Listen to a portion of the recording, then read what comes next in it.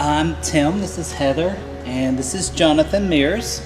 Yeah, we found out about Hope Center about, well, it starts off about 2.5 years ago. We found out that due to circumstances, we couldn't have children of our own.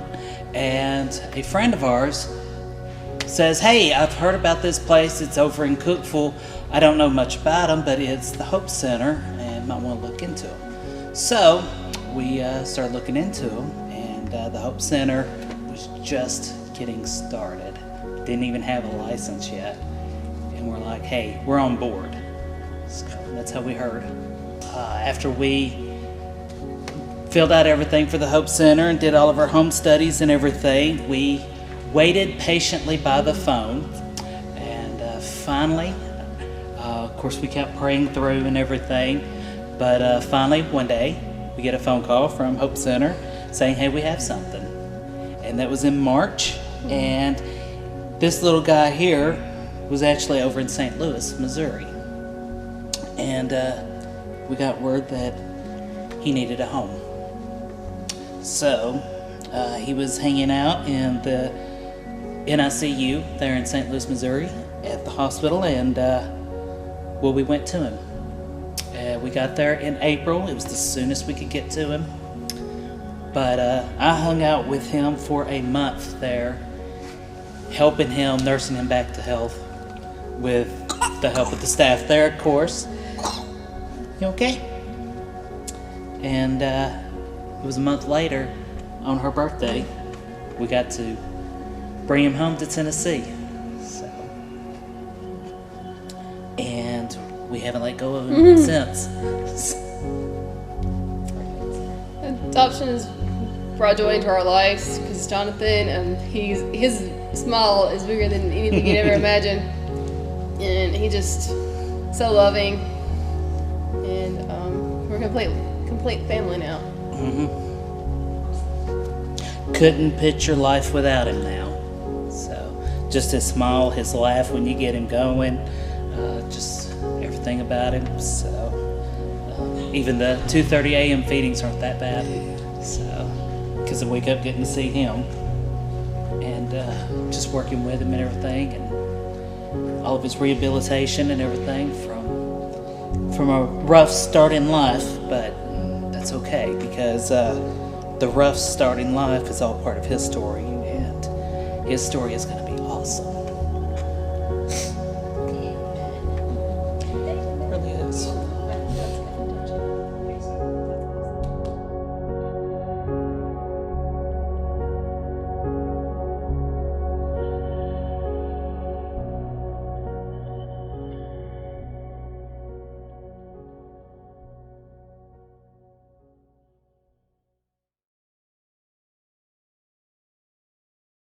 And so for the Mears family, I will just use them as an example because they probably have been one of our greatest examples of like capacity growing, trying to understand, we've got to learn what to do here.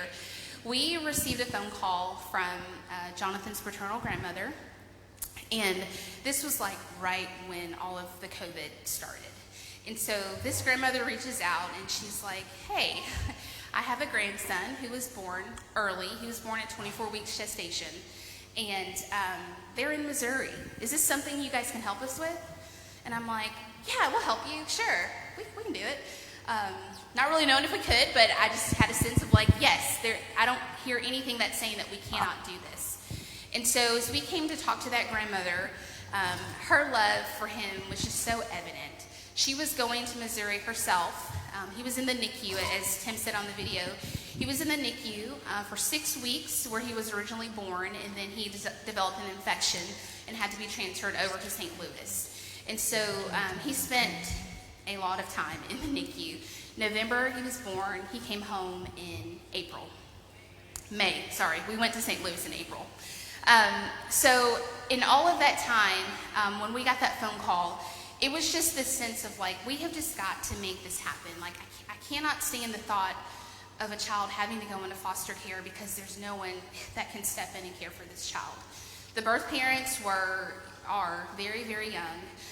They knew that they wanted to place, but they really didn't know much about the adoption process. Dad was adopted himself, So we threw that out there like, yeah, I'm adopted, I understand. And so as we started talking, it was very evident that there was a lot of gaps that he still needed to fill in.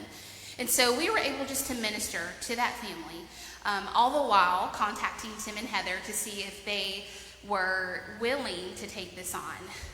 When you have a child born out of state that's going to be adopted, that's going to be brought across state lines for adoption, there are a lot of legalities that you have to go through. You don't want to break the law. You don't want to kidnap that child and bring them back to your state illegally. And so we just had to really burst them on, this is what this is going to look like. This is what pre-COVID, what this could have looked like. But because of this pandemic, we're going to have to really be willing to do what the hospital has asked us to do. And so Tim and Heather, they were great. They were like, yes, we're willing to do this. They had some wonderful questions about his health, about things that he was experiencing, but all along their commitment to him was very evident. And so we went out there, and the birth parents, they did what was asked of them legally, and Tim was the only one that was able to meet Jonathan initially. I was not allowed in the hospital. And so for those 30 days that Tim was with him, I had only seen pictures of this sweet little boy. And he was so small. His skin was very ashen. Really about the only contact that he was having was with the doctors and nurses that were coming in with him. The speech therapist was feeding him. And that was really about it. And so Tim just jumped in like he knew what to do from day one. And he just loved him and held him and cared for him in a way that only a daddy can do. And so he's standing there feeding him right now. Like, that's what he started doing. And it was just an absolute miracle because Jonathan's health improved and he started hitting these milestones very, very quickly.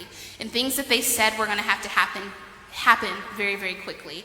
And they were able to come home with him within a month's time. And so from that experience, from Tim and Heather, clearly their blessing, their joy fulfilled is this sweet little guy that's here tonight. And as he had said, they were one of our very first couples. They came to us very raw, I think, in their emotions of infertility, struggling with that still. Like, they didn't waste any time between. They found out they couldn't have children, and then they were with us like the next month, I think, at our information seminar. For Tim and Heather, just adoption. I mean, thank you for bringing Jonathan with you tonight so that everyone can see his cuteness in person. How is it impacting you guys?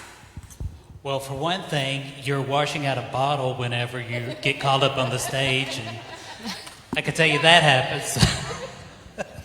That's why I wasn't up here. But I can tell you this.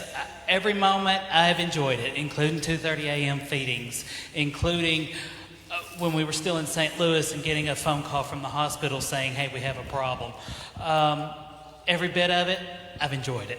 The quick trips to Chattanooga because he's not breathing correctly. He's stuffy and everything. So Heather getting a text saying, me and Jonathan's going to Chattanooga. I'll keep you updated, and that's it. But all the joy that has come with it, the way that he lights up whenever he sees me, whenever I have to go get him up of a morning, or just the way that people light up whenever we get to church and they're like, oh, there's Jonathan. And especially like when we hadn't been able to go to church thanks to the COVID. Seeing the world through his eyes at times. We just went to Rock Island last week and just went off on one of the trails where you could see water streaming out of the hillside. And he's just sitting there memorized. For a half an hour, we just sat there and him just sitting there watching the water. Just being able to see those type of things. And I know just with Heather also, the three of us being able to finally be able to come together with our family complete, as I said in that video, it's just been such a blessing, just being able to see all this stuff come about and watching him grow and just being able to see him grow, see him change from, folks, he was gray whenever I picked him up for the first time. He had no color in him. And so the first thing I did, I prayed over him. I haven't stopped praying over him. And I'm not going to keep doing that. And just watching him grow, seeing him change daily, it's just such a huge blessing to being able to see this, knowing everything he had been through, just the rough start to life that he's got. But as I said, it's just part of his history, part of his story, and I can't help but be blessed every time I look at him. So. Amen. Thanks, Tim. Thanks, Heather.